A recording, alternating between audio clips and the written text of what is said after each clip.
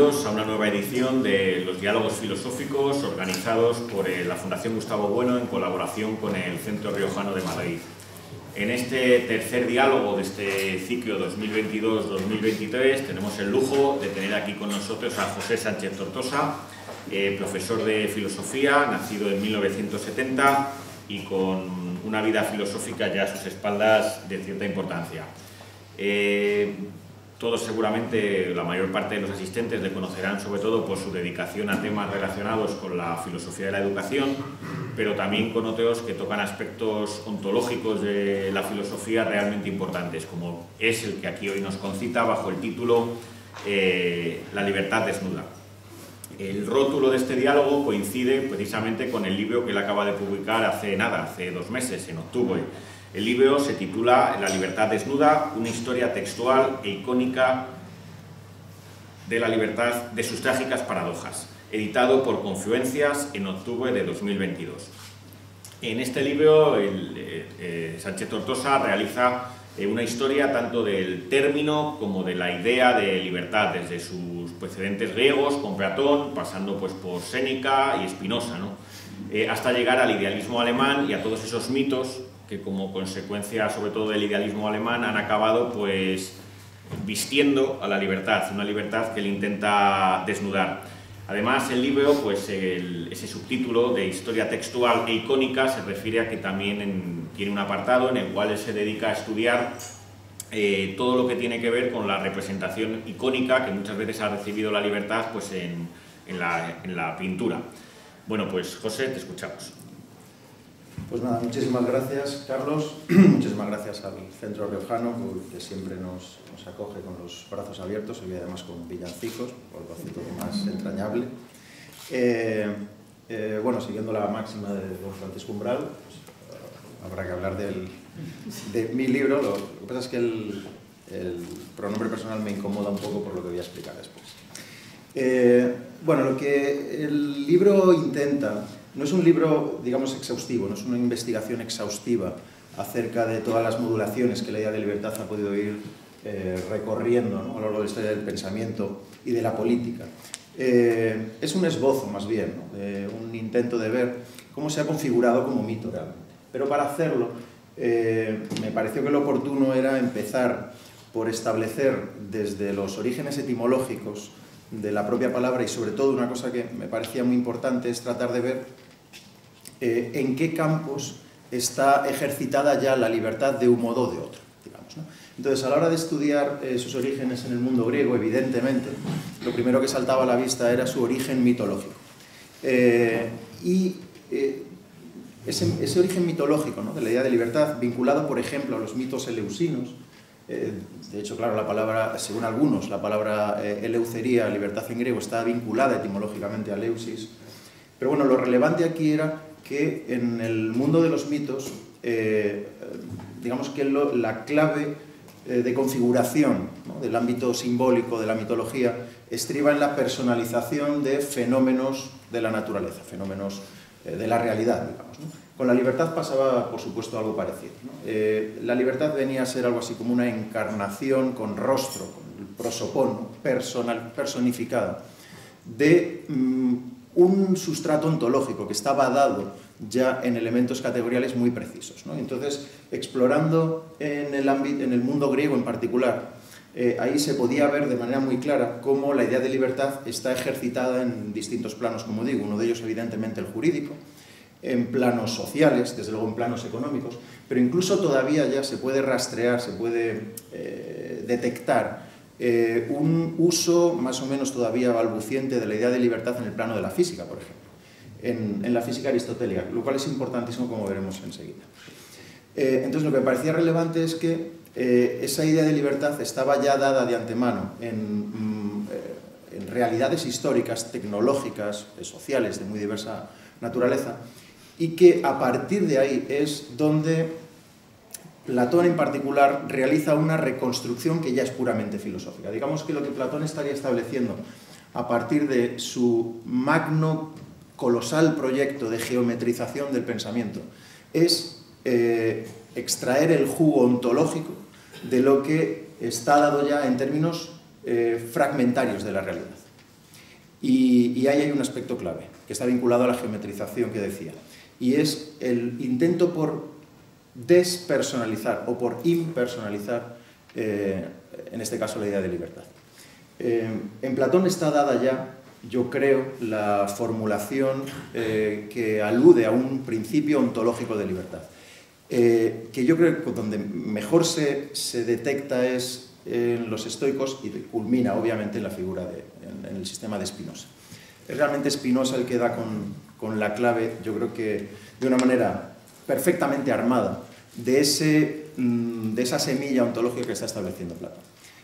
Lo que Platón establece ya, pero hay que tener en cuenta que Platón escribe muy bien literariamente. Esto, a efectos filosóficos, puede llegar a ser un problema. Porque la labor del filósofo, digamos, del hermeneuta, es tratar de extraer de la literatura platónica el fondo estrictamente filosófico que late. Entonces, en un texto bellísimo que yo cito en el libro, es un fácil recurso de mal escritor llenar su libro de bellas citas de autores clásicos. De hecho, este es un texto hecho de textos. Hay un texto precioso en el Fedón en el que Platón está hablando de la inmortalidad del alma y está hablando en términos metafóricos. Pero en esa fiesta de la alegoría, digamos que destella una fórmula que es diamantina y que es la que da la clave realmente de lo que Platón está intentando establecer desde el punto de vista ontológico. Y es cuando establece la fórmula según la cual la libertad reside en obedecer a la razón. Epómene to logismo, en Fedón 84a, es donde Platón establece esa fórmula. Salvo que los filólogos me corrijan, pero si uno va a los diccionarios de griego, la traducción de Gredos es obedecer a la razón, o al pensamiento, al logos, ¿no? A la razón común que decía Heráclito. Pero el término epómene, en una de sus acepciones, tiene la acepción de acomodar. Muchos recordarán la frase de matriz estoica de Maquiavelo, en la cual dice que el sabio es aquel que es capaz de conocer y ajustarse o acomodarse al orden y sucesión de los tiempos. Esa idea de obedecer a la razón implica un ajuste a unas tramas de la estructura de la realidad que están dadas de manera necesaria. De tal manera que la subjetividad, es decir, el ego, del mismo modo que los contenidos mitológicos han sido despersonalizados, el ego también es cantidad despreciable en la filosofía de Platón. Es un momento, yo creo que excepcional en la historia del pensamiento, porque muy pronto, con los primeros padres de la Iglesia, con Clemente de Alejandría, San Agustín, de nuevo el ego comienza a inflarse de trascendencia. Y el ego, yo creo que introduce un elemento de distorsión meticulosamente depurado por Spinoza en la forma de la voluntad. Lo que me parece que está fuera de la ecuación en el sistema platónico es un ego personal dotado de voluntad. Lo que hay son subjetividades configuradas en planos institucionales que se ajustan subjetivamente más o menos a un orden necesario que es inexorable. Por eso la inquietud que genera, o que a mí desde luego me generó durante mucho tiempo, la fórmula utilizada por Aristóteles en la Ética Nicómaco. Pero leyéndola con más atención, y salvo que obviamente yo esté equivocado, a mí me da la impresión de que Aristóteles, en un estilo no metafórico, digamos, sino escolar, académico, está en la misma línea que Platón. Supongo que muchos sabrán que, según algunos estudiosos, algunas de las diferencias más relevantes entre Platón y Aristóteles se deben a una cuestión de estilo y a una cuestión bibliográfica. Esto es una cosa muy bonita. Estos factores de la historia bibliográfica que a veces marcan, ¿no?, las líneas del pensamiento humano. resulta que lo que nos ha quedado de Platón son los textos exotéricos, pensados para la divulgación, mientras que lo que nos ha quedado de los textos aristotélicos son los textos esotéricos, de circulación interna dentro de la escuela. Ese es un elemento que no hay que perder de vista para entender en parte esa diferencia entre los diálogos platónicos en los que conversan distintas voces, se hace referencia continua a alegorías y a metáforas con un estilo deslumbrante, y el más o menos rígido, marmóreo estilo sistemático de Aristóteles. Yo creo que al menos en este punto hay más confluencia, en honor a la editorial, y coordinación que contradicción. Aristóteles en la Ética Nicómaco, con varios pasajes en 1106b, 1109, 1111, utiliza la expresión decidir con respecto a la elección tomada de antemano. El término griego que utiliza es proairesis. De tal manera que si uno profundiza en el texto aristotélico, lo que da la impresión es de que eso que se traduce al latín por hábito voluntario no deja de ser más que ese ajustarse por vía del conocimiento al orden de lo real. Porque si en efecto la decisión se toma, como dice Aristóteles, con posterioridad a la deliberación, es la deliberación, la proairesis, es la intelección, es el conocimiento la que determina la decisión. Por lo tanto, lejos de haber una rendija abierta a una voluntad subjetiva, personal o individual, lo que yo creo que hay en Aristóteles es precisamente un proceso de crítica, de discernimiento, el término que usa a veces en griego Platón es crine o crisis, de discriminación que obliga a elegir. El ejemplo que yo les suelo poner a mis alumnos es que alguien que sepa que 2 más 2 son 4, en un examen de matemáticas no va a elegir poner 5. Y esa determinación, en un ejemplo tan claro como este, ¿no?, tan elemental como este, nos indica por dónde va, yo creo, la concepción de la libertad que está dada desde luego en Platón y a mi juicio también en Aristóteles. Como he dicho, ese momento fulgurante de claudicación o de paréntesis en el que el ego, la sombra del ego, no está proyectada sobre los actos humanos generando mitos, tiene continuidad con el estoicismo. Ahí hay ejemplos venerables, algunos se recogen en el libro. A mi juicio, uno de las fórmulas más económicas pero brillantes es la de Séneca, aunque su historia es un poco particular. Es el famoso sintagma ducum volentem fata nolentem traum. A los que quieren, el destino los conduce, ducum, cuya etimología es la misma que educar, precisamente, pero también es la misma que duci. Y a los que no quieren, es decir, a los que se resisten a los hados, son arrastrados, con tanta determinación, con una determinación tan necesaria cuanto los que quieren, pero ¿quieren por qué? Quieren porque conocen, precisamente, porque pliegan su subjetividad por vía del entendimiento del conocimiento a la determinación de las causas. Una breve curiosidad. Esta fórmula Séneca la incluye en su traducción del himno a Zeus de Cleantes. Según algunos filólogos, no aparece tal cual en el himno de Cleantes original, y por eso muchos se le atribuyen a Séneca. Creo que hasta el propio Spinoza se le atribuye a Séneca, pero se le atribuye a Séneca, ya digo, porque no aparece tal cual en el texto original, en el himno a Cleantes. El himno a Cleantes es una maravilla, es un himno a Zeus, que es la encarnación de la razón universal que lo rige todo y a la que hay que plegarse precisamente por vía de conocimiento y de determinación. Hay un par de ejemplos más que menciono por cuestiones yo creo que importantes. Primero, hay un megárico, Diodoro Cronos, que es conocido por, entre otras cosas, por haber negado la posibilidad de lo posible, valga la paradoja. Lo posible no existe. Lo que existe es únicamente lo que ha sido dado por determinación. Esto lo interpreta con mucha inteligencia ya Maimónides y, por supuesto, Spinoza. Lo posible no es más que un defecto del entendimiento humano. lo mismo que la casualidad.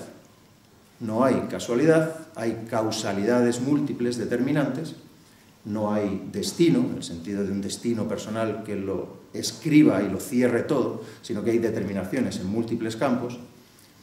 No hay azar, por tanto, no hay voluntad de Dios, ese asilo de la ignorancia que decía Spinoza, pero claro, tampoco hay libertad humana entendida como libre albedrío, porque no hay más posibilidad que el defecto del entendimiento que no ve necesidad donde la hay. Pues además de Diodoro Crono, hay otros dos ejemplos, uno lo he citado ya, de esta negación de lo posible. Uno es un personaje muy curioso, Abner de Burgos, Alfonso de Cartagena en su nombre tras la conversión, al que se reprocha precisamente en su época preconversa un cerrado determinismo. Y esto mismo lo recoge, esta misma idea, aparece también en Maimónides. El texto de Maimónides es particularmente interesante y yo creo que, si uno lo piensa bien, es hasta cierto punto espeluznante. Maimónides en la Guía de Perplejos dice así: para hablar de todas estas cosas se han utilizado las palabras homónimas. Atención, la explicación es la que es políticamente incorrecta. Esto se está grabando, ¿verdad? Para que el vulgo las tomase en cierto sentido, a la medida de su inteligencia y según la debilidad de su concepción, mientras que el hombre perfecto que ha recibido instrucción pudiese tomarlas en otro sentido. Libertad, casualidad, azar, voluntad de Dios, posibilidad, contingencia, son metáforas que los sabios distribuyen al vulgo a la escala de su inteligencia, incapaz de reconocer la férrea determinación necesaria que lo rige todo. Férrea determinación que, por lo tanto, deja fuera, evacúa a un ego personal dotado de una voluntad libre. Como dije antes, eso es un momento relativamente breve de la historia. Enseguida el ego empieza a inflarse, a preñarse de voluntarismo y de trascendencia. Y por eso, en cierto modo, la libertad como tantos otros mitologemas, tantas otras ideas, ha sufrido un proceso fallido de secularización, podríamos decir. Es decir, la presunta o formal secularización de la idea de libertad ha venido a suplantar la idea de salvación. Se trataría, por lo tanto, o la idea de libertad, o la palabra libertad, o los símbolos, o las imágenes de la libertad, vendrían a cubrir ese hueco, ese agujero negro, esas limitaciones del entendimiento humano, ante las cuales enfrentarse es una dolorosa tarea, ¿no? Y la conciencia humana, por cuestiones antropológicas seguramente, existenciales, biológicas y desde luego ontológicas, es proclive a buscar un sentido y por lo tanto a proporcionarse las dosis necesarias de autoengaño. La idea de libertad funciona en un sentido análogo. La idea de libertad cubre ese hueco, da respuestas donde no las hay, corta las vías de agua, podríamos decir, y hace que la conciencia humana se mantenga a flote. En la historia de la filosofía eso como se ha experimentado, digamos, ¿no? A brochazos muy gruesos podríamos establecer la secuencia desde Clemente de Alejandría y San Agustín hasta Descartes. Por supuesto, ahí en el libro se recogen algunos otros capítulos muy interesantes, en particular el Marsilio Ficino y por supuesto la polémica entre Erasmo y Lutero. Pero ya en San Agustín digamos, el pensamiento cristiano ya tiene que enfrentarse a paradojas irresolubles, que son las que ese libre arbitrio de la voluntad está generando una y otra vez. Hay un texto maravilloso de La ciudad de Dios, en el que San Agustín, discutiendo con Cicerón, viene a decir que Cicerón, por nacernos libres, nos ha hecho blasfemos, por negar la providencia divina. Pero es que de esa ecuación no se puede salir. Esta es la gran paradoja que una y otra vez el pensamiento cristiano ha tenido, a la cual ha tenido que dar respuesta. y ha tenido que dar respuesta por cuestiones no de mera erudición teológica o de mera erudición filosófica o filológica, sino por cuestiones materiales, de orden político. No hay más que ver el importantísimo debate en torno a la idea del auxilio divino entre los jesuitas o los dominicos, respondiendo a su vez a los luteranos en el siglo XVI. Hay, sobre todo, quizá el libro más importante, más que por original, aunque tiene aportaciones originales, por el recorrido que hace, ¿no? Y por toda la recopilación de referencias que hace, es el de Luis de Molina, La Concordia sobre el libre albedrío. Es concordia del libre albedrío y la predestinación, claro, porque hay que concordar, y esa es la gran paradoja trágica, el libre albedrío con la providencia divina. Pero claro, eso experimenta un proceso, ya digo, de secularización que culmina en el siglo XVII con Renatius Cartesius.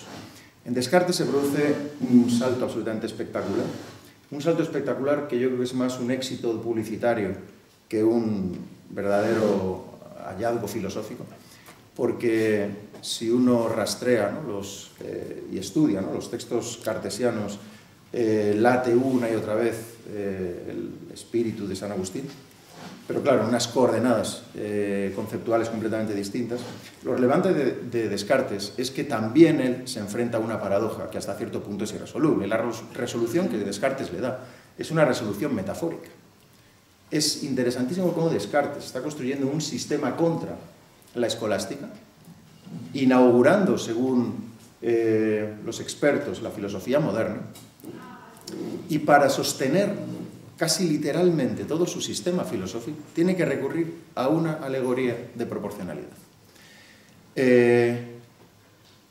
Los cuerpos son mecanismos automáticos regidos por las leyes de causalidad necesarias. Ningún misterio hay.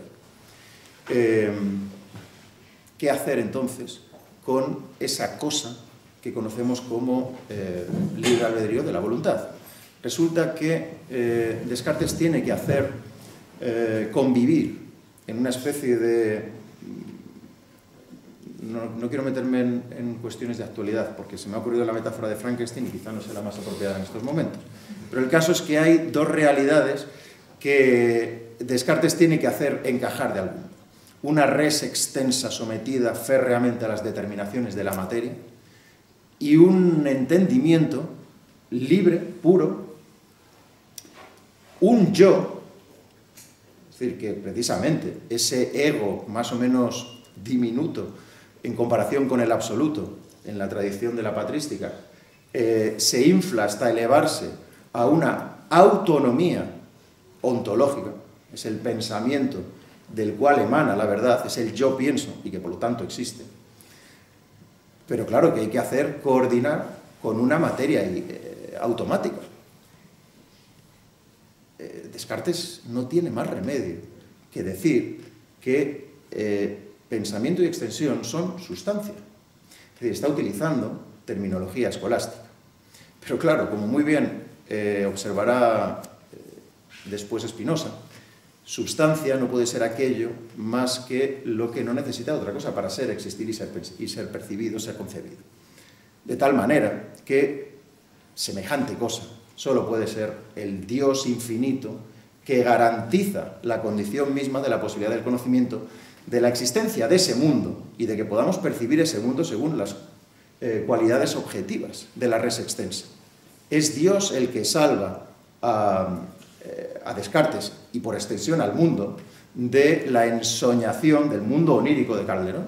El mundo no es un sueño, no es un teatro, pero para eso, para que el mundo lo sea y podamos conocerlo, tiene que existir Dios. Pero hay un problema, es que Dios es una sustancia infinita que engulle cualquier otra realidad finita, de tal manera que para sostener la libertad humana Descartes tiene que afirmar la independencia ontológica del pensamiento. Solo puede afirmar la independencia ontológica del pensamiento con respecto a la extensión, no con respecto a Dios. De tal manera que se ve en la obligación de, digamos, no ceder, empecinadamente sostener la condición sustantiva del pensamiento a costa solo de la extensión.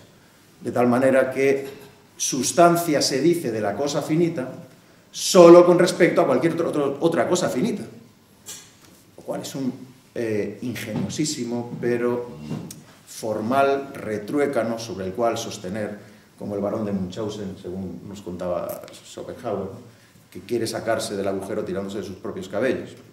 Es sostener la libertad humana sobre un vacío que depende únicamente del hilo de una metáfora. Esa autodeterminación del ego, del yo, fundada por un Descartes en el siglo XVII, esta misma mañana lo he leído en el periódico, es una palabra que está constantemente en la jerga de la posmodernidad, por supuesto sin ningún tipo de precisión, sin ningún tipo de definición. La autodeterminación es un imposible metafísico.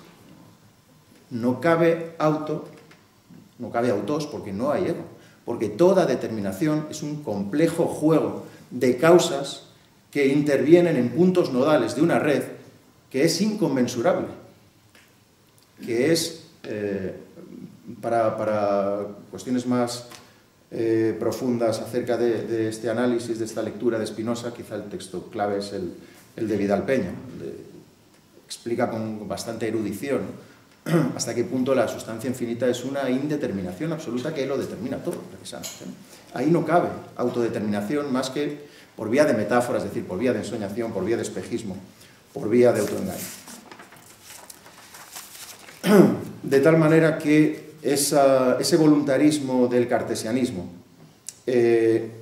lejos de haber sido contenido por la singularidad que denominamos Spinoza, que corrige y se apega a la noción clásica y rigurosa de sustancia para decir que sustancia solo puede haber una sustancia infinita, una infinitud inconmensurable. Lejos, digo, de haber sido corregida esa secularización fallida de la idea de libertad y esa explosión del voluntarismo, se exacerba con el idealismo alemán. El idealismo alemán lo plantea en términos muy claros. Ya Fichte, Schelling, la única posibilidad de combatir esa anomalía terrorista, no son los términos que utiliza Fichte ni Schelling, pero esa especie de blasfemia del pensamiento, que es Spinoza, es poner, establecer como prioridad ontológica la subjetividad y no la objetividad. Es decir, la libertad y no la necesidad. De tal manera que el idealismo absoluto lo que está planteando es la exacerbación, la explosión, la elevación al infinito, la hipóstasis de un ego, de un yo, y por lo tanto de una voluntad que lo engulle todo. La libertad, ya en Fichte, en Schelling, desde luego en Hegel, es la clave de la filosofía idealista, pero una libertad vinculada a una voluntad.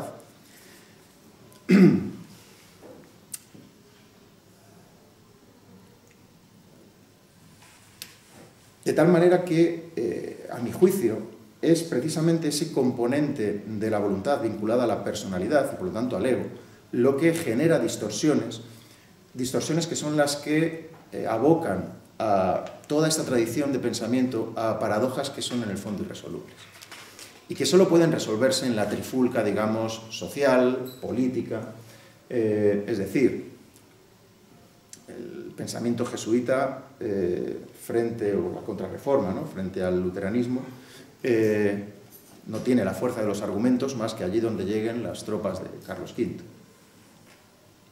Y hoy día, digamos que las disputas teológicas, que son en las que estamos envueltos, aunque no lo creamos, son las que deciden las fuerzas concurrentes en los momentos que vivimos. Por eso, al principio del libro,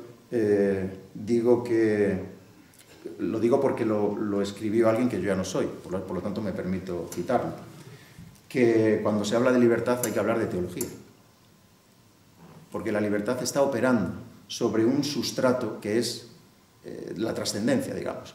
La libertad, esto se ve clarísimamente en el mundo del arte. El artista es el que tiene línea directa con la divinidad. Es o el líder carismático, Haris, el que tiene las gracias, el agraciado, ¿verdad? El líder carismático, sea por vía política o por vía artística, es el que tiene línea directa con la trascendencia, es la encarnación de la libertad. seguimos envueltos en las nieblas de la teología, y de una teología literariamente miserable. No es tanto haber, ¿cómo decir?, tomado como referencia el noesis, noeseos, noetos aristotélico, el pensamiento que se piensa a sí mismo, como base de toda la realidad, como hace el idealismo alemán, sino haberle puesto rostro al pensamiento que se piensa a sí mismo aristotélico. La distorsión no está en suponer un pensamiento que se piensa a sí mismo, que no es nada más que un motor inagotable de la realidad, sino haberle puesto un rostro, haberle atribuido voluntad. No es tanto lo divino, lo universal o lo común, lo que es idealista. Lo que es idealista es el componente voluntarista, es la recurrente tentación de caer en el ego, ¿no? Como digo, Spinoza es una anomalía, una singularidad en ese proceso, y en Spinoza se puede ver ese elemento, ¿no?, de la tradición estoica, pero también la idea de que en el fondo la libertad es poder. Poder de ajustarse a las estructuras, digamos, ¿no?, a la secuencia de las determinaciones necesarias de lo real. Por eso, el sabio, como decía Genócrates, un discípulo de Platón, el sabio hace por convicción lo que el necio hace por coacción. Tan obediente al orden de lo real es el sabio como el necio, porque el orden de lo real no puede más que someternos. La única posibilidad, el único atisbo de libertad que intuye Spinoza, el de Descartes es mucho más generoso, el único atisbo de posibilidad que sospecha o que intuye y que establece Spinoza es el del conocimiento de esas causas.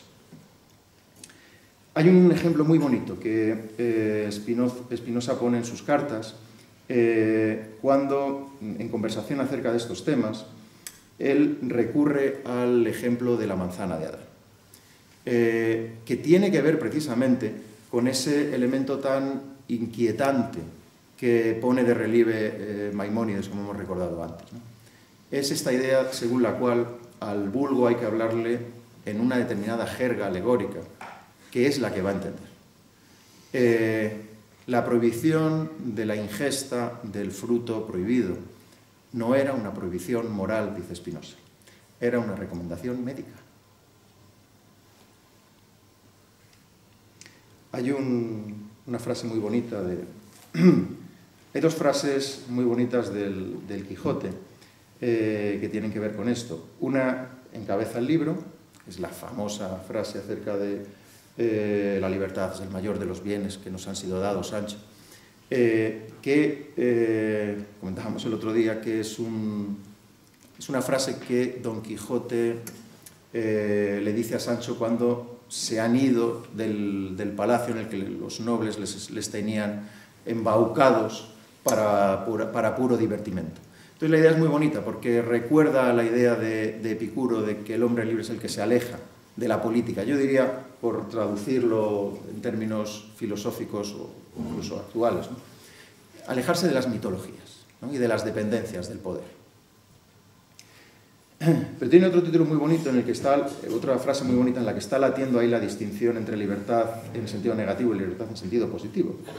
Dice, lo que han hecho con ellos es echarlos de casa con título de libres, pero los hacen esclavos de la hambre. Hay una película irregular, pero curiosa y divertida de Jaime de Armiñán, creo que se estrena en 1985. El guión está escrito entre él y Fernando Fernán Gómez, que es el que protagoniza la película. La película se llama Estico. El protagonista es Fernando Fernán Gómez, el actor encarna al personaje protagonista, que es un catedrático de Derecho Romano arruinado. Entonces, según las leyes del derecho romano, él puede libremente entregarse como esclavo a un amo. Es lo que decía Diógenes el cínico, ¿no?, cuando lo iban a vender de esclavo. ¿Y tú qué sabes hacer? De yo, gobernar hombres. Así que búscame a alguien que quiera un amo. Pues Stikos, la película, trata sobre esta idea genial de que un hombre libre, formalmente libre, se vende como esclavo, a cambio, por supuesto, de todo lo que su nuevo amo quiere hacer con él. Su amo es un antiguo alumno suyo que ha hecho carrera en el mundo del derecho y que lo único que le pide es cobijo, claro, cobijo y vestimenta, dice nada más. Y a cambio yo haré contigo lo que haga falta. Hay una escena muy divertida en la que los niños le tienen como una especie de mono de feria, los niños de la casa, y llevan a sus amiguitos a ver a Stiko. Y le pide, ¿le podemos pedir lo que queramos? Sí, lo que queráis. Entonces, entre otras cosas, le hacen dar vueltas sobre sí mismo y decir frases en latín. Es una cosa preciosa. Se le ordena decir latinajos y él, muy obediente, los hace. Esta misma idea es la que recoge Plutarco para hablar de la educación, tema del que no quiero hablar, pero si se me obliga podemos decir un par de palabras. La fórmula de Plutarco también es deslumbrante: libres por azar, pero esclavos por elección. ¿Dónde está entonces, si es que cabe, en algún sentido, hablar de libertad? Yo creo que la libertad está allí donde no esté el ego, del mismo modo, como querían los estoicos y también Epicuro, del mismo modo que allí donde está el ego no está la muerte, donde está la muerte no está el ego, no estoy yo. Y que, por lo tanto, donde el ego, es decir, ese nódulo de mitologías que configuran las subjetividades en conflicto con otras, eso que podemos entender aquí como ego, se ha reducido a su mínima expresión, es donde más margen de libertad. Porque más margen de conocimiento, más margen de apertura a la razón común queda. Cuando alguien resuelve un problema matemático, en un sentido muy estricto, su ego está quedando aparcado. Y se está viendo, por lo tanto, liberado de ese nódulo, de ese amasijo de prejuicios, creencias y mitologías que lo tienen literalmente atenazado. Y esto se ve muy claramente, yo creo, en el propio lenguaje, digamos.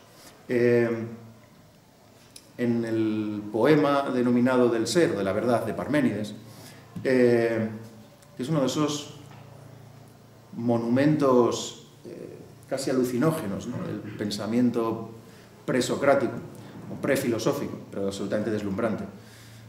Lo que Parménides viene a plantear es que todo cuanto en el ámbito del lenguaje no sea la designación de lo que es puro ruido, literalmente, pura ensoñación. Los hombres no hablan, los hombres balbucean, los hombres no piensan, los hombres imaginan. Pues bien, solo se puede ser libre si libertad es conocimiento de la necesidad, si no imaginamos, si no pensamos, si no emitimos ruidos, si no decimos verdad. Pero la verdad no es propiedad exclusiva de nadie, por lo tanto, solo se puede ser libre por una especie de enajenación, por una especie de meticuloso suicidio. El yo nunca habla la razón común, y si no habla la razón común, entonces habla la masa, habla ese nódulo de prejuicios o de imaginaciones que hablan por uno. Jamás se habla en primera persona, por motivos quizá distintos. Los escrupulosos escritores de Port Royal eludían, ¿verdad?,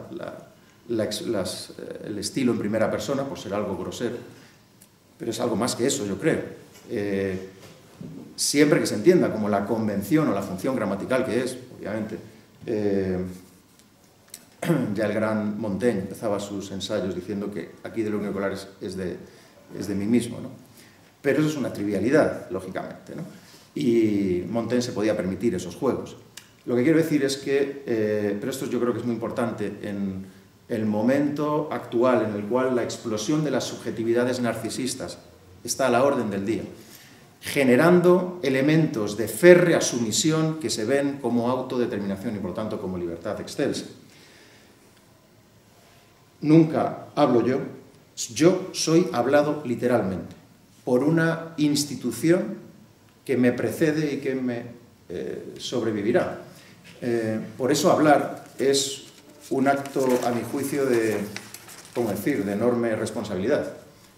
Cuando uno habla un idioma, como en este caso el español, no está hablando él. Está siendo hablado por el idioma que hablaba don Miguel de Cervantes, don Jorge Luis Borges o, en fin, Federico García Lorca, ¿no?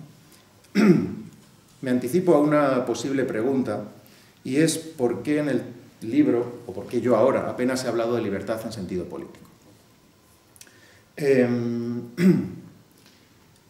el libro solo se dedica una parte a explorar la libertad en sentido político en la lectura del Tratado Político de Spinoza y algunos fragmentos del Tratado Teológico Político. Porque, en cierto modo, el fundamento ontológico y filosófico del texto está apoyado en Spinoza. Pero obviamente se podía haber hablado de filosofía política en sentido más técnico, digamos. Lo único que quiero decir aquí es que la libertad en sentido político solo puede ser entendida a partir de una fundamentación filosófica de lo que la libertad y las sociedades humanas serán. En este sentido, me parece muy ilustrativa la fundamentación de lo político que hace precisamente Aristóteles. Porque Aristóteles hace una fundamentación de lo político a partir de la física. ¿Y por qué esto es importante? Porque precisamente la física lo que establece, según Aristóteles, son las líneas vectoriales que marcan o trazan ese más o menos preciso ajuste consciente con las determinaciones de lo real. Precisamente ese es el criterio que le sirve a él para establecer el grado de desviación de los sistemas políticos realmente existentes. Y el telos, la finalidad, es el bien común, el máximo de libertad ciudadana o política posible. Solo puede darse con mayor precisión los medios técnicos que el ejercicio del poder, a los cuales el ejercicio del poder recurra, se ajusten, como digo, a mayor o menor precisión a esa finalidad que es el bien común. No puede haber libertad ciudadana si el que detenta el poder lo detenta para provecho propio. Es decir, privatiza lo que es común. Que esto es literalmente lo que, aunque he prometido no hablar de ello, no me resisto a hacerlo, lo que se está haciendo en la enseñanza. Privatizar el conocimiento bajo las luces de neón de la escuela pública. O sea, la escuela pública la que está privatizando el conocimiento en estos momentos. Pues bien, toda privatización, en términos griegos idiotización, del poder desvía a esas sociedades. Y por eso para Aristóteles, de nuevo el ego, quien sea quien ejerza el poder es absolutamente secundario. Por lo tanto, y esto yo creo que estamos asistiéndolo, en cierto modo lo hemos visto, y me malicio que lo veremos, vamos a asistir a una celebración continua de la libertad bajo sistemas políticos técnicamente dictatoriales. Obviamente el genio que en cierto modo intuye esto es Carl Schmitt, porque Carl Schmitt sitúa precisamente en la voluntad del soberano, en la decisión, el decisionismo de lo político. Por eso, obviamente, el rival de Carl Schmitt no era tanto Kelsen, el rival de Carl Schmitt era Spinoza, que es el que evacúa la voluntad y, por lo tanto, el hiperego lo evacúa de lo político. Eso es lo que para Schmitt marca la decadencia, digamos, de las democracias. Si para imponer el poder hace falta generar sistemas de sumisión enmascarados bajo la idea de libertad, un mundo como el de las redes sociales en el que nos vemos envueltos es el escenario absolutamente perfecto. Por lo tanto, si cabe la libertad en un sentido preciso, no puede caber ni en el infinito ni en el ego. La única posibilidad de que haya márgenes de libertad es en esas configuraciones de relaciones normativizadas y objetivas que son las instituciones, como por ejemplo el idioma, como por ejemplo la enseñanza o las ciencias, que obviamente, como son instituciones que a través de las cuales median las relaciones entre los individuos, necesariamente tienen que estar a su vez mediadas por liturgias y ceremonias, esto no hay que olvidarlo. Es en ese plano en el que cabe hablar de atisbos, digamos, de libertad, ¿no? Hay una frase de Unamuno en una obrita de teatro, La Esfinge, en la que el protagonista es una especie de líder carismático al que le reclaman que salve al pueblo. Y en un momento determinado dice, vete al campo, sumérgete en la naturaleza libre, derrama en su serenidad tu espíritu y luego recogiéndote en ti mismo espera a Dios. Y si has de hacer algo, escribe allí en calma y con pureza de intención cuanto Él te inspire. Es mejor que dejes un consuelo que bañe en adelante a las almas de los que sufren. Uno no se engaña al respecto. A las masas hay que darles engaño. ¿Por qué? Porque vulgus vulnecipit. Busca, desea ser engañado. Es mejor que dejes un consuelo que bañe en adelante a las almas de los que sufren, que no que contribuyas a dar a una pobre muchedumbre una falsa libertad que convertirán en esclavitud muy pronto. Muchas gracias.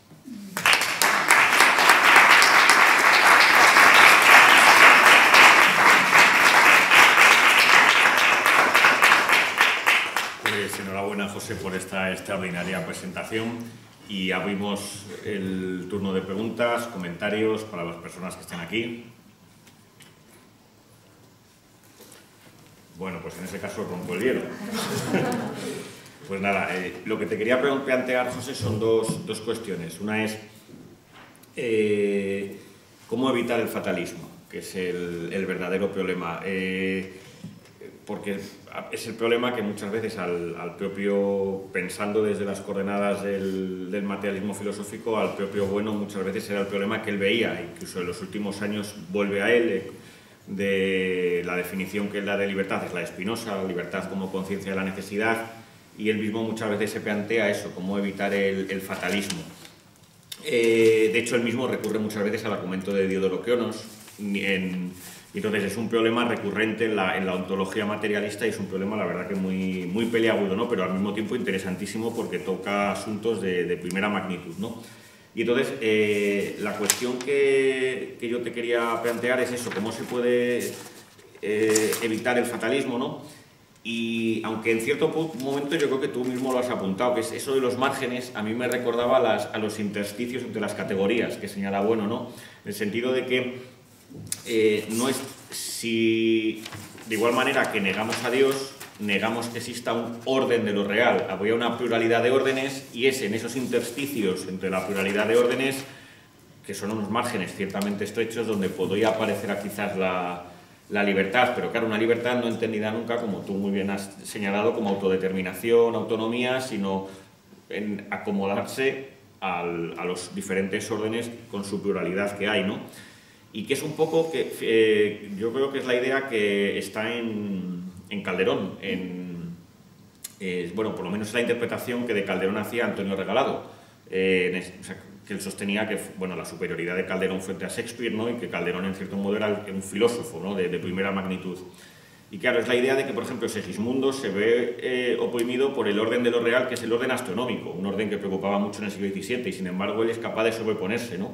Porque hay otros órdenes que le están moviendo, ¿no? Entonces un poco ahí sería eso, ¿no? Yo creo que es esa idea, ¿no? La de los márgenes, y la podías desarrollar. Sí, digamos, la propia solución es en cierto modo paradójica. Por lo que yo sé, me corregirás si me equivoco, el profesor Bueno plantea es de manera un poco más compleja, pero bueno, lo que el profesor Bueno plantea es que determinismo no implica fatalismo, para empezar, porque los efectos están determinados por una multiplicidad de causas y, como, digamos, él lo interpreta como el efecto sería el grado de desviación con respecto a un esquema de identidad, ¿no? Un esquema procesual de identidad. En cierto modo, recurriendo a una ontologización de la ley de inercia de Galileo, digamos, ¿no? O sea, el movimiento libre es aquel que no está interferido por agentes externos, digamos, ¿no? La importancia de la ley de inercia de Galileo es enorme, porque la ley de inercia de Galileo precisamente contribuye decisivamente a evacuar la causa final, la finalidad, digamos, en el ámbito de lo físico. Es algo así como esa hipótesis de Poincaré, ¿no? de Laplace, ¿no? Esa hipótesis que ya no necesito. Dios es una hipótesis que ya no necesito. Bueno, pues más o menos en ese sentido, mucha más profundidad, por supuesto, lo plantea el profesor Bueno. Y en segundo lugar, porque no cabe fatalidad en el sentido de que, como decíamos antes, no todo está escrito en un libro que lo tenga conectado todo. Porque en efecto la realidad, esa indeterminación inconmensurable, está estructurada en función de multiplicidades que no se ajustan completamente las unas a las otras. De tal manera que no hay un orden escrito, digamos, para toda la eternidad. Yo creo que habría que añadir un elemento, que es, de nuevo, el del ego. No puede haber fatalismo en el sentido de que no hay un destino reservado para mí, porque yo no soy nada, literalmente. Eso es la única posibilidad de entender la pura determinación sin connotaciones como la de un fatalismo, digamos, o una predestinación titular, ¿no? Pero obviamente sí, es una cuestión de enorme complejidad. A Zenón de Citio se le atribuye la anécdota siguiente. Cuentan que estaba azotando a un esclavo por un robo y que alguien le dijo: estaba predestinado a robar, como tú mismo dices. Y dice: sí, y a ser azotado. Pero lo mejor es que Escoto, contra el determinismo, dice que a los deterministas, a los que niegan el libre arbitrio, dice: hay que azotarlos y atormentarlos con el fuego, hasta que confiesen que dejar de torturar no está en nuestra potestad en menor medida que inferir torturas. Claro. Entonces la determinación o el fatalismo lo invade todo, digamos, ¿no? Pues yo creo que la única manera de salir un poco, ¿no?, del abrazo del oso del fatalismo sería por esas dos vías. ¿Más cuestiones?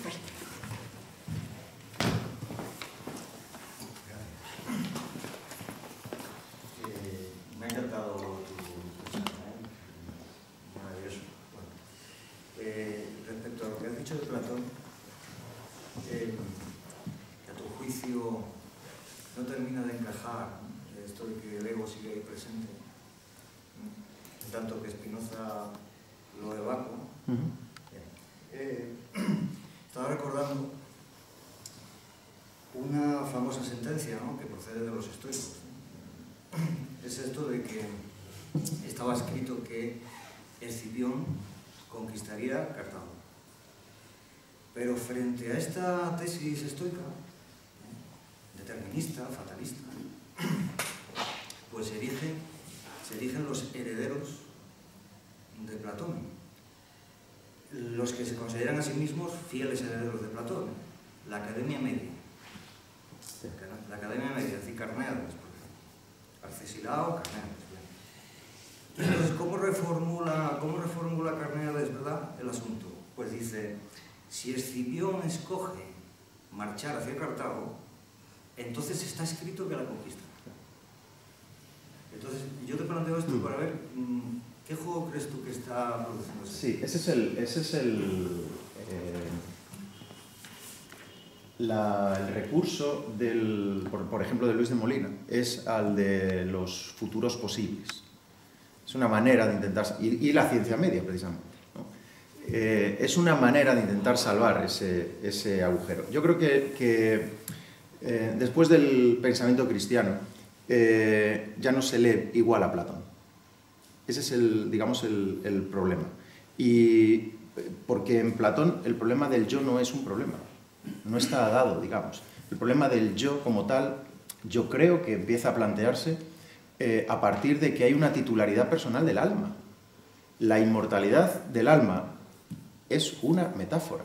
Es una metáfora de origen pitagórico. El profesor Bueno en la metafísica presocrática lo plantea en términos matemáticos. Para Platón, el sistema platónico, es mucho más racional suponer una continuidad que salve las rupturas individuales que un nacimiento y crecimiento continuo de los átomos individuales. Es decir, si el alma nace y crece continuamente,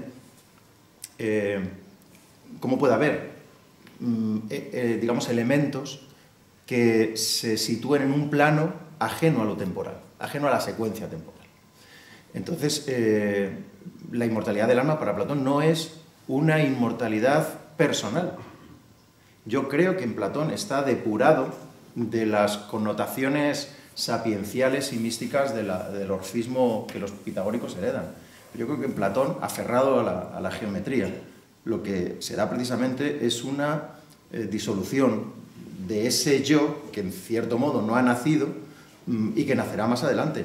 Yo creo que hay un dato histórico que es tan elemental que vamos, yo cuando reparé en él me pareció que era una de las claves. Sencillamente, probablemente hasta el Boecio y el Concilio de Nicea, no hay, la palabra persona no designa nada más que un artificio teatral. Solo a partir de que persona se identifica con alma y por traslación, digamos, de las personas del verbo divino, a partir de ese momento nace el yo. Pero en una sociedad esclavista, ¿qué sentido tiene pensar en alma individual, en una persona? La idea de persona es un invento cristiano. El prosopón griego es una máscara, sencillamente. Y por eso los esclavos sencillamente no eran personas, eran mercancías. Cuando a Diógenes lo quieren vender como esclavo, como a cualquier esclavo, es decir, como a cualquier mercancía, tiene que saber cuál es su funcionalidad. Para que Diógenes no sabía hacer nada, sabía mandar, claro. Zenón decían que sabía callar, se mantenía en silencio y decía, ¿por qué no hablas? Para demostrar que se callara, que hay alguien que sabe callar. Entonces, no hay un fatalismo, yo creo, en el sentido este. No es que algo esté escrito en una especie de libro sagrado o algo así, o en un entendimiento divino, claro, sino que, en efecto, se dan unas determinaciones, pero son unas determinaciones en distintas escalas, que unas no casan con otras. Esto lo plantea en términos explícitos Platón, y lo plantea también Spinoza. Spinoza también plantea que hay ámbito, de hecho hay infinitos atributos, los que solo los conocemos tres. Es decir, hay planos de la realidad que no casan unos con otros. Por eso el Dios de Spinoza, en cierto modo, es una indeterminación absoluta. Pero claro, hablar del Dios de Spinoza, hablar del Dios es, en efecto, como el propio Spinoza a veces dice, es utilizar términos que a nosotros con los cuales nosotros podemos trabajar, pero sencillamente no significan realmente nada, digamos, ¿no? Ahí el problema, una y otra vez, cuando uno lee a los, digamos, defensores del libre albedrío, en sentido, yo creo, teológico del término, el problema es siempre el mismo, no responden a la pregunta. ¿Y el libre albedrío de dónde sale? ¿Dónde sale la voluntad? ¿Qué motiva la voluntad? Y la única respuesta es Dios. Un ejemplo clarísimo es el de Leibniz. Estamos hablando ya del siglo final del XVII, principios del XVIII. Una de las eminencias científicas que se disputa con Newton el hallazgo del cálculo infinitesimal, ¿verdad? Bueno, pues Leibniz tiene que plantear necesariamente dos planos de la realidad que sean el plano de las esencias y el plano de las existencias. El plano de las existencias, ¿cuál es? Lo que en efecto puede ser o no. Ya, pero puede ser o no, ¿por qué? Porque depende no del entendimiento divino, como dependen las leyes de la física, de la geología o de la biología, sino de la voluntad divina. Entonces Dios ha creado el mundo porque ha querido, lo ha creado como lo ha pensado, pero en ese mundo querido por él ha introducido un elemento de variabilidad, que es el libre albedrío humano. Por eso Dios sabe, antes de que esto suceda, que Julio César cruzará el Rubicón, que Hitler se repartirá Polonia con Stalin, aunque este hecho histórico Leibniz no lo intuyó, no llegó tan lejos, digamos. Y aunque Dios lo sepa, esos hechos se deben a la voluntad del hombre, digamos, ¿no? Pero yo creo que en efecto el problema de nuevo es explicar eso, sustentar eso. En buena parte del pensamiento liberal pasa igual. Si uno lee el libro de Stuart Mill sobre la libertad, que es un libro muy, muy bello, pero en ningún momento se da una respuesta a la pregunta y esa libre voluntad, ¿de dónde sale?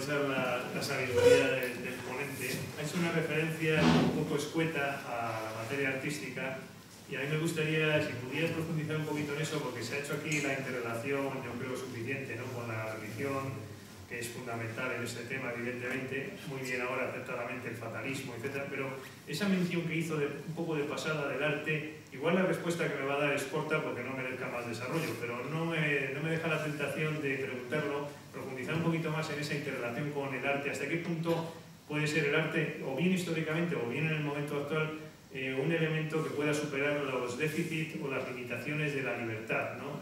Bueno, yo estoy ahora leyendo precisamente los 3 tomos de Historia de la Estética de Tatarkiewicz y la verdad es que no me resisto a Tatarkiewicz y no me resisto a preguntar eso, ¿no? Y no sé si actualmente incluso se podría pensar que esa función que siempre ha tenido el arte, ¿no?, de superador de las limitaciones de la libertad, el efecto catárquico, etcétera, ¿hasta qué punto hoy día se está perdiendo eso y esa connotación con el punto de vista ontológico de la libertad en cuanto tal de la persona y se está demasiado politizando, ¿no?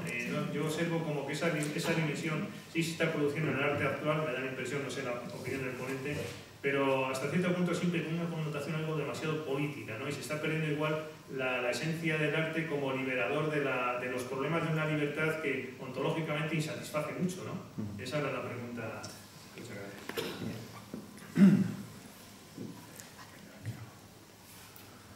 ¿Micrófono? Sí, quizás sí mejor, para que quede mejor grabado.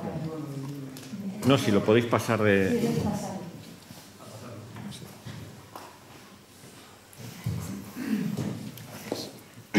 Pues muchas gracias por la pregunta.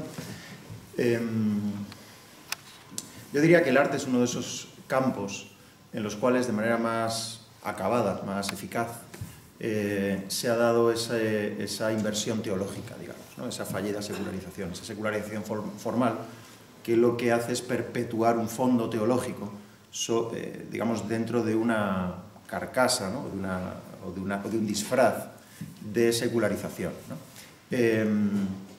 Y tiene mucho que ver con esa idea precisamente de libertad. Yo creo que esto viene sobre todo a partir de la idea de genio del romanticismo, porque es a partir de ese momento donde quizá se concentra en un ego bastante espectacular, digamos, esa línea directa, me acabo de acordar de la película de Milos Forman sobre Mozart. Es una película que se toma muchas licencias, no es fiel, digamos, biográficamente. Yo creo que si uno la ve como un artificio cinematográfico o narrativo, tiene su gracia. Toda la película está atravesada por esa fatal en el sentido griego el término, esa trágica condena a la que Salieri se ve abocado, porque Dios le ha dotado de la capacidad para captar la grandeza genial de Mozart y captarla en relación con su propia mediocridad. Mientras que Mozart es incapaz, ya digo que esto es tal y como aparece en la película, es incapaz de captar la grandeza de su genio y es un niñato estúpido y frívolo que sin embargo está inspirado o investido de una sacralidad estética a la cual Salieri no puede llegar más que como espectador. Esa idea yo creo que en cierto modo viene de la idea de genio romántico, es decir, la idea de que el artista está inspirado. Todos saben perfectamente qué palabra latina traduce el término inspiración, spiritus. Es el Espíritu Santo soplando en las buenas gentes, las buenas almas puras, digamos. Es el espíritu del pueblo, es el Volksgeist, soplando en alemán a los que luego votarán en masa a Hitler. Y es el espíritu el que inspira al artista sobrehumano, que está por encima de los demás mortales. Yo creo que hay clarísimamente... Lo que pasa es, claro, hoy día... en fin, Wagner podría ser más o menos un iluminado, pero bueno, era un gran músico, claro. No sé si tenemos hoy día muchos artistas de esa talla, los campos que yo conozco. Pero un ejemplo muy bonito, ejemplo de un gran artista. Es muy conocida la anécdota de Miguel Ángel, según la cual se cuenta que cuando termina de tallar esa espectacular obra maestra que es el Moisés, los que tengan nociones de anatomía, fíjense en el huequito que se abre en el antebrazo por el movimiento de los dedos de la mano derecha con la que está sujetando las tablas de la ley, si ahora no recuerdo mal, en la escultura. Es un prodigio de precisión máxima. Bueno, según cuentan, cuando terminó de tallarlo, asombrado él mismo ante lo que acababa de hacer, ante lo que su artesanía había producido, le golpeó en la rodilla para que hablara. Y cuando le preguntaron que cómo había sido capaz de esculpir esa maravilla, Miguel Ángel se limitó a dijo que él se había limitado a eliminar el material sobrante, que el Miguel Ángel estaba ahí. Eso está en las antípodas de esta idea de genio artístico que personalmente encarna, ¿no?, una inspiración que le viene por vía directa de la trascendencia de la divinidad. Ahora ya no hay, o no quedarán muchos, o no es de buen tono, ¿no?, decirse que uno está iluminado por Dios, pero hay una manera muy fácil de quedar bien estando iluminado por Dios, es decir, que es la libre espontaneidad, digamos, del artista.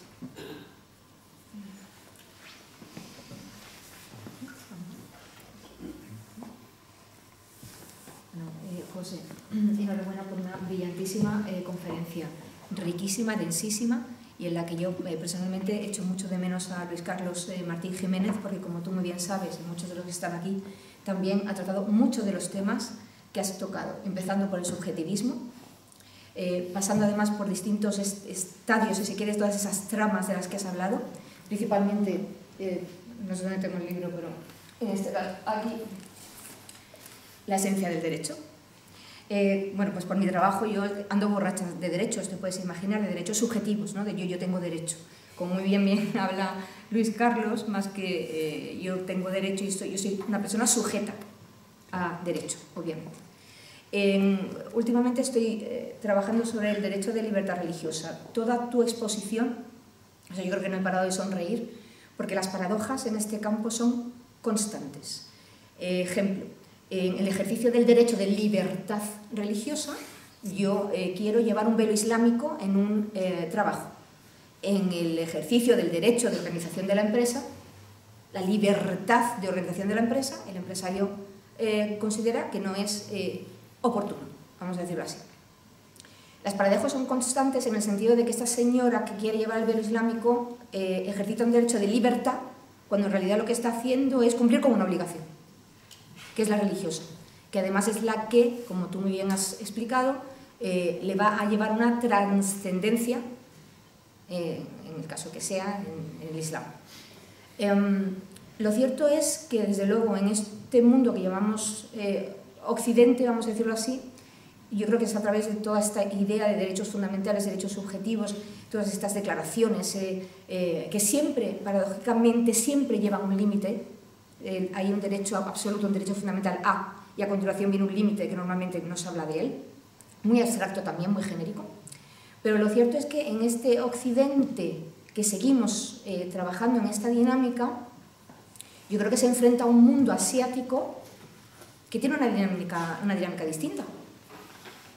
Entonces yo simplemente quería proponer qué sugerencias tienes tú en relación con estos dos mundos, ¿no? Este subjetivismo occidental recogido en todos estos documentos, que además, por supuesto, proceden de esa línea filosófica que también has expuesto, pero ¿qué hacemos con el mundo asiático? Bueno, digamos que no tengo el cuerpo para invadir China, pero descartada esa opción, no tengo ni idea. Es obvio que esta mitologización, digamos, de la idea de libertad es muy específica, muy propia de Occidente. Por lo poco que yo puedo saber, en fin, estos, digamos, sencillamente, como decía como decía Borges citando en el relato ese del Quijote de Pierre Menard, ¿no? donde pone la frase de Cervantes en el Don Quijote sobre la historia, y dice, esto decía Don Miguel de Cervantes en el siglo XVII sobre la historia. Sin embargo, Pierre Menard en el siglo XIX decía esto otro, y pone exactamente la misma frase. Pues 2 siglos después significa otra cosa. Bueno, pues aquí pasaría algo parecido. La palabra libertad no puede tener el mismo significado en nuestra decadente Europa que en Singapur o en Arabia Saudí. Pero el hecho es que la palabra libertad es la que sigue funcionando, sigue teniendo digamos, una eficacia propagandística y por lo tanto política, claro. Precisamente el esfuerzo de diseccionar o de desnudar la libertad va en cierto modo en ese sentido. Saber que cuando decimos libertad económica, libertad jurídica o libertad política, no estamos diciendo mucho más que cuando decimos caída libre. Es decir, estamos diciendo libertad en un sentido muy concreto, muy acotado, y en unas condiciones en las que, en efecto, el sujeto o el individuo es una ficción operativa. El profesor Albiach lo ha recordado muchas veces. Uno de los hallazgos de los procesos de revoluciones liberales burguesas del siglo XVIII es la invención del ciudadano, es decir, es la invención del individuo. El individuo no es una realidad depurada o un átomo ontológicamente autoconstituido, o bien solo lo es en determinadas, digamos, ideologías, o bien suponiendo que en efecto hay una titularidad personal del alma, o bien que en efecto somos individuos libres como ciertas tradiciones liberales quieren, pero eso de nuevo hay que explicarlo. El individuo está, lo que llamamos individuo, está formateado, configurado en conflicto, en un contexto muy complejo y en conflicto con otras subjetividades fenoménicas, digámoslo así. De tal manera que la idea misma de individuo tiene una operatividad, por ejemplo, en el ámbito de lo político o en el ámbito del derecho. Pero es una operatividad hasta cierto punto artificiosa, lo cual es fantástico, por supuesto. O sea, la invención del ciudadano, en efecto, es una invención. Y es una ficción jurídica y política. Pero es una ficción política y jurídica que, en efecto, genera o garantiza márgenes de libertad, digamos. Porque, obviamente, digamos que la alternativa es una sociedad estamental. Oí hace poco a Juan Manuel de Prada decir que él estaba a favor de que se votara por gremios, o sea, que no se votara por individuos, se votara por gremios. Pues muy bien, es volver al antiguo régimen, las cosas las tiene claras, hay personas que tienen las cosas muy claras. Lo que me parece inquietante es que de una manera más o menos retorcida, en aspectos muy importantes de nuestra sociedad, se está regresando a esquemas feudales.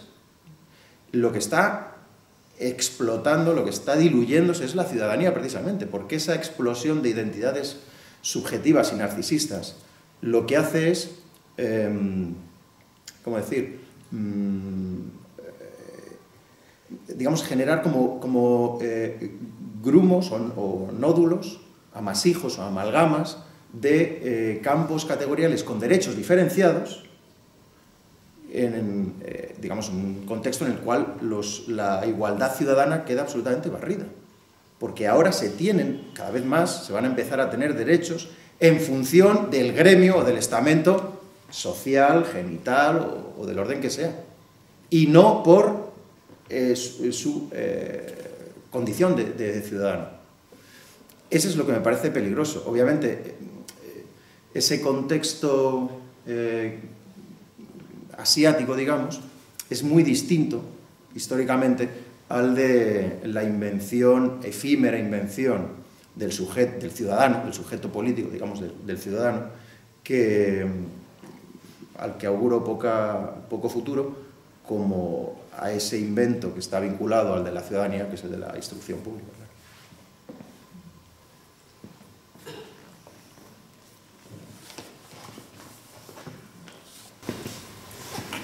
Yo sobre todo quisiera agradecerte por algo a lo que es tan raro asistir, que es a una exposición impecable, conceptual y formalmente. Y quisiera subrayar algo que tú has señalado con gran claridad. ¿Hasta qué punto no nos damos cuenta de la grandeza, de la enormidad de algunas de las formulaciones de los clásicos? Tú has hecho referencia a un autor que realmente produce fascinación y debería producirnos mucho más de la que sentimos, que es el autor de ese extraño poema en griego que es Parménides. Simplemente quisiera enfatizar hasta qué punto no entendemos esa grandeza, hasta qué punto nos deslumbra más allá de lo que somos capaces de conceptualizar. Por un ejemplo elemental, tomen ustedes las traducciones de Parménides a las lenguas modernas. En español, pero sucede prácticamente lo mismo en todas las lenguas modernas. Ni una sola, exceptuando las estrictamente filológicas, pero en el 99% de los casos ni siquiera se aproxima a la literalidad del texto. Nos hemos habituado hasta tal punto a repetir que Parménides dice una tontería, como que el ser es, que lo damos como una obviedad, como una evidencia. Vamos a ver, un infinitivo no puede ser una tercera persona de presente e indicativo, y eso lo puede plantear un idiota, no un poeta de la dimensión de Parménides, simplemente poeta, es decir, alguien que domina su lengua con la precisión con la que domina Parménides. Y tú lo has señalado con toda exactitud. Y verdaderamente el peso que tiene eso para la historia de la filosofía es absoluto. Lo que Parménides hace decir a la diosa es exclusivamente tiesti. ¿Qué es? ¿Qué es? Si a eso se le añade el ser es o el ser no es, mire, eso sería una majadería completa. Ahora, la grandeza de alguien que en los inicios de la conceptualización del pensamiento se atreve a decir que lo único decible es que es, eso realmente mueve todo el horizonte de lo más hondo en el pensamiento, porque es el horizonte de la condición misma de la enunciación.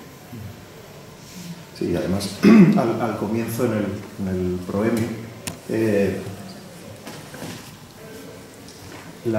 en el proemio La diosa de la libertad de Delacroix, que los inteligentes diseñadores de la editorial han envuelto como en velos, ¿verdad?, en bruma, recuerda a la diosa que le marca el camino a Parménides. Una diosa que, dice Parménides en algún momento, se quita los velos. Es decir, se desvela. El decir de Parménides es un desvelamiento. Desvelar es la traducción más fiel al término griego aletheia, es decir, verdad. Pero claro, lo interesante es que ese es un subterfugio, es casi un espejismo necesario que utiliza Parménides. La diosa marca el camino, se desvela y desaparece, porque en efecto no hay tal diosa, más que es. ¿Más cuestiones? Pues Muchísimas muchas gracias.